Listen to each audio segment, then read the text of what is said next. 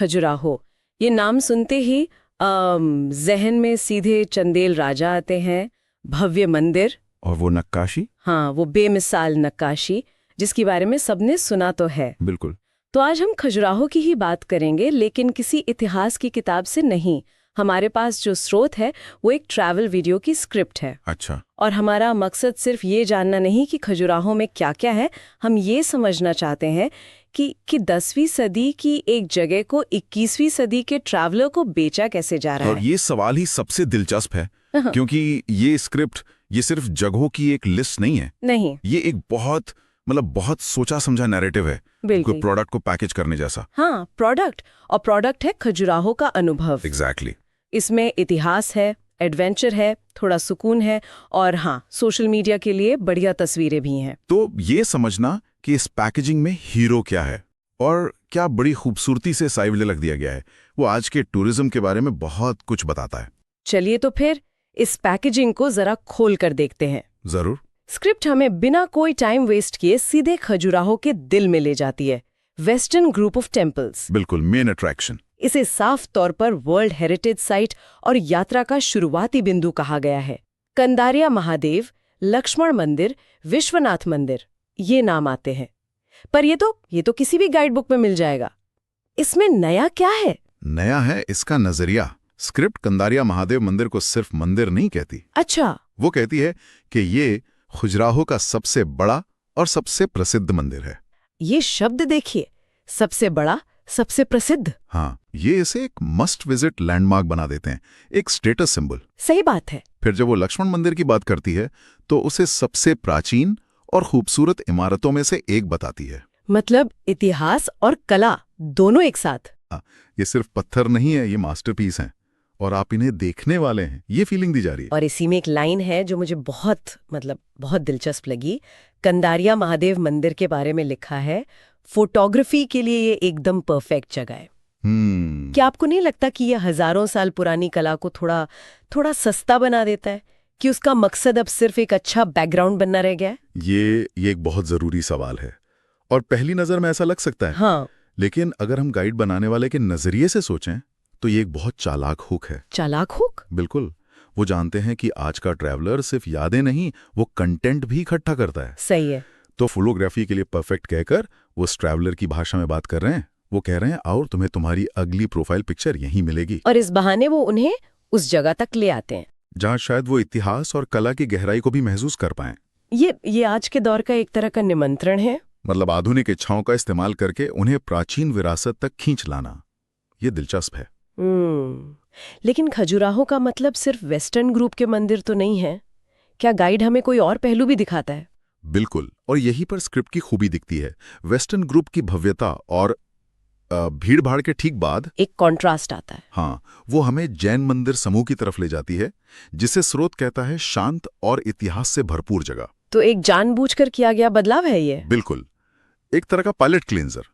Guide ये समझता है कि लगातार भव्यता देखकर भी इंसान थक जाता है। सही बात है। तो वो एक अलग माहौल पेश करता है, शांति का, आध्यात्मिकता का। आदिनाथ और पार्श्वनाथ मंदिरों का जिक्र करके वो बताता है कि खजुराहो एक आयामी नहीं है। मतलब सिर्फ कला का शोर नहीं, यहाँ मन की शांति भी है। एग्जैक्टली। तो गाइड एक ही जगह पर अलग अलग तरह के अनुभव बेच रहा है। जो भव्यता चाहता है उसके लिए भी कुछ है, और जो शांति की तलाश में है उसके लिए भी। ईमानदारी से कहूँ, इतने सारे मंदिरों और उनकी वो जटिल नक्काशी देखने के बाद दिमाग थोड़ा ठक सा जाता है। हाँ, ये होता है। शायद इसीलिए गाइड हमें तुरंत शहर से बाहर एक बिल्कुल अलग दुनिया में ले जाता है। आपने बिल्कुल सही पकड़ा। ये एक सोचा समझा ब्रेक है। मंदिरों के भारी भरकम ऐतिहासिक बोझ के बाद एक रिफ्रेशमेंट। हाँ, स्क्रिप्ट हमें प्रकृति की खुली हवा में सांस लेने का मौका देती है और शुरुआत होती है रणे फॉल्स से, खजुराहो से कोई 20 किलोमीटर दूर। अच्छा। स्रोत इसके बारे में कहता है कि ये केन नदी पर बना है और यहाँ रंग बिरंगी चट्टानों और गहरी घाटियों का अनोखा दृश्य देखने को मिलता है। ये शब्द सिर्फ जानकारी नहीं है, ये एक विजुअल बना रहे हैं। बिल्कुल। और ये केन नदी ही अगली लोकेशन को भी जोड़ती है ना? केन घड़ियाल अभयारण्य। हाँ, ये मुझे काफी स्मार्ट लगा कि दोनों जगहों को एक ही नदी के इकोसिस्टम का हिस्सा दिखाकर एक कहानी सी बना दी गई है। सही बात है। ये बस दो अलग अलग पिकनिक स्पॉट नहीं लगते, ये एक अच्छी यात्रा योजना का संकेत है। और अभयारण्य के बारे में जो लिखा है वो भी गौर करने लायक है। सिर्फ ये नहीं कि आप घड़ियाल और मगरमच्छ को पास से देख सकते हैं। तो क्या है? स्क्रिप्ट इस पर जोर देती है कि यहाँ जंगल, नदी और सफारी तीनों का मजा एक साथ मिलता है। अच्छा, फिर से वही पैकेजिंग वाली बात। हाँ, आप सिर्फ जानवर देखने नहीं जा रहे, आप एक एडवेंचर पर जा रहे हैं। ये एक एक्टिव अनुभव है, पैसिव नहीं। जो आज के ट्रैवलर को ज्यादा पसंद आता है, जो सिर्फ देखना नहीं कुछ करना भी चाहता है। बिल्कुल। और ये एडवेंचर यही नहीं रुकता। फिर जिक्र आता है पांडव फॉल्स का, जो 35 किलोमीटर दूर है। स्रोत उसे नेचर लवर्स के लिए स्वर्ग जैसी जगह कहता है। हरी भरी घाटी और झरने की आवाज। ये सुनकर ही एक सुकून का एहसास होता है। लेकिन फिर स्क्रिप्ट एक व्यवहारिक बात जोड़ देती है। यहाँ से फोटो और वीडियो जबरदस्त आते हैं। हाँ, फिर वही बात। ये बार बार फोटोग्राफी पे जोर देना, ये साफ दिखाता है कि गाइड का टारगेट ऑडियंस कौन है। बिल्कुल। और यहाँ दूरियों का जिक्र करना, 20 किलोमीटर, 35 किलोमीटर, ये भी गाइड को भरोसेमंद बनाता है कि ये सिर्फ हवा में बातें नहीं कर रहा। हाँ, ये सिर्फ सपनों की दुनिया नहीं दिखा रहा, बल्कि आपको असलियत में यात्रा की योजना बनाने में मदद कर रहा है। ये प्रकृति वाले हिस्से में एक संतुलन बनाता है।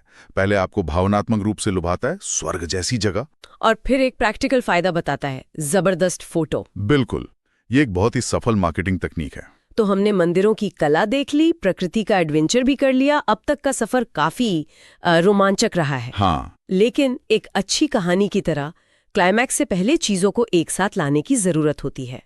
क्या गाइड ऐसा कुछ करता है? ऐसी जगह ले जाता है जो शायद पहली नजर में थोड़ी बोरिंग लगे। कहाँ? पुरातात्विक संग्रहालय, आर्कियोलॉजिकल म्यूजियम। यहीं पर मैं थोड़ा अटक गई। मंदिरों और झरनों की मस्ती के बाद एक म्यूजियम थोड़ा अकादमिक नहीं लगता है। क्या आज का पर्यटक, जिसके पास समय और अटेंशन स्पैन दोनों कम है, वो वाकई में एक म्यूजियम में जाना चाहेगा? आपका संदेह जायज है, और इसीलिए स्क्रिप्ट इसे बहुत चतुराई से प्रस्तुत करती है। कैसे? वो इसे सिर्फ पुरानी चीजों का कलेक्शन नहीं कहती। स्रोत इसे कहता है खजुराहो की संस्कृति को समझने का सबसे अच्छा स्थान। समझने का? हाँ, ये समझने शब्द बहुत महत्वपूर्ण है। गाइड कह रहा है कि जो कुछ भी आपने अब तक मंदिरों में देखा, वो हजारों मूर्तियां, वो जटिल नक्काशी, अगर उसके पीछे की कहानी जाननी है तो उसका जवाब यहाँ मिलेगा। ये अनुभव को ज्ञान में बदलने का एक मौका है। ये उन पत्थरों को आवाज देता है। वाह! ये आपकी यात्रा को सिर्फ एक टूर से ज्यादा एक सार्थक खोज बना देता है। मतलब ये उन लोगों के लिए है जो सिर्फ वाह सुंदर है से आगे जाना चाहते हैं। ये यात्रा को एक इंटेलेक्चुअल गहराई देता है। बिल्कुल। ठीक है, ये समझ में आता है। तो दिन भर इतिहास और प्रकृति को समझने के बाद शाम के लिए क्या योजना है? शाम के लिए गाइड दो बिल्कुल अलग तरह के विकल्प देता है, जो दिखाता है कि वो हर किसी की जरूरतों का ध्यान रख रहा है। अच्छा। पहला है बेनीसागर बांध।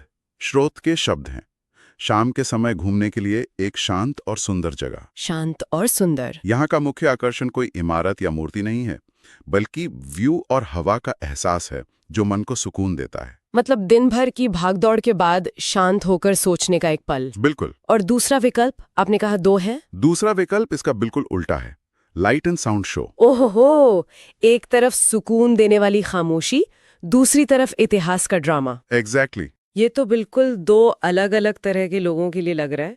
एक जो शांति चाहता है और दूसरा जो मनोरंजन। मैं इसे थोड़ा अलग तरह से देखता हूँ। बताइए। मुझे लगता है ये 2 अलग लोगों के लिए नहीं, बल्कि एक ही इंसान की 2 अलग अलग जरूरतों के लिए है। अच्छा। एक अच्छी यात्रा आपको दोनों चीजें देती है, चिंतन के शांत क्षण भी और मनोरंजन का तमाशा भी। सही बात है। बेनीसागर बांध आपको अपने विचारों के साथ अकेला छोड़ता है। वहीं लाइट एंड साउंड शो वो दिन भर में देखे गए इतिहास को एक कहानी के रूप में आपके सामने फिर से जिंदा कर देता है। स्रोत कहता है कि ये खजुराहो के इतिहास को बेहतरीन ढंग से प्रस्तुत करता है, और रात में मंदिरों की रोशनी इसे और भी शानदार बना देती है। ये एक तरह से पूरे दिन का ग्रैंड फिनाले। बिल्कुल, ये आपकी यात्रा को एक नाटकीय अंत देता है। ये तो कमाल का नजरिया है। तो अगर हम इस पूरी बातचीत का सार निकालें, तो ये ट्रैवल वीडियो की स्क्रिप्ट खजुराहो को सिर्फ एक ऐतिहासिक जगह के तौर पर नहीं बेच रही। नहीं, ये उसे एक मल्टी डायमेंशनल अनुभव के तौर पर पेश कर रही है। हाँ, एक पूरा पैकेज है। एक ऐसा पैकेज जिसमें इतिहास के शौकीनों के लिए मंदिर है, एडवेंचर चाहने वालों के लिए जंगल और सफारी है, सुकून ढूंढने वालों के लिए शांत बांध है, और इंस्टाग्राम पर छा जाने वालों के लिए परफेक्ट फोटो स्पॉट भी है। हाँ, वो तो है ही। इसने 10वीं सदी की विरासत को 21वीं सदी की हर इच्छा के हिसाब से ढाल दिया है। हाँ, ये स्क्रिप्ट हमें ये तो बहुत अच्छे से बताती है कि खजुराहो में क्या देखना है और उसे कैसे एक संपूर्ण अनुभव बनाना है। लेकिन मुझे लग रहा है एक लेकिन आने वाला है। लेकिन ये विश्लेषण एक ज्यादा गहरा सवाल भी खड़ा करता है। क्या? ये गाइड बड़ी सफाई से कला, इतिहास और प्रकृति को पैकेज करता है, लेकिन उन मूर्तियों के पीछे के दर्शन और सामाजिक मान्यताओं के बारे में ज्यादा कुछ नहीं कहता, जिनके लिए खजुराहो सबसे ज्यादा जाना जाता है। ये हमें क्या दिखाता है, लेकिन क्यों के सवाल पे ज्यादातर चुप रहता है। तो आप कह रहे हैं कि गाइड हमें एक आसान और सुंदर कहानी सुनाता है, लेकिन शायद पूरी कहानी नहीं। शायद। और यही वो अंतिम विचार है जिसके साथ मैं हम सबको छोड़ना चाहूंगा। जरूर। ये गाइड हमें दिखाता है कि आधुनिक टूरिज्म के लिए प्राचीन इतिहास को कैसे सुलभ और आकर्षक बनाया जाता है, लेकिन इस प्रक्रिया में क्या हम इतिहास के उन जटिल और शायद असहज करने वाले पहलुओं को नजरअंदाज कर देते हैं, जो हमें उस दौर के समाज के बारे में ज्यादा गहरी सच्चाई बता सकते हैं। बिल्कुल। ये स्क्रिप्ट हमें खजुराहो के पत्थर तो दिखा देती है, पर शायद उन पत्थरों की खामोशी के पीछे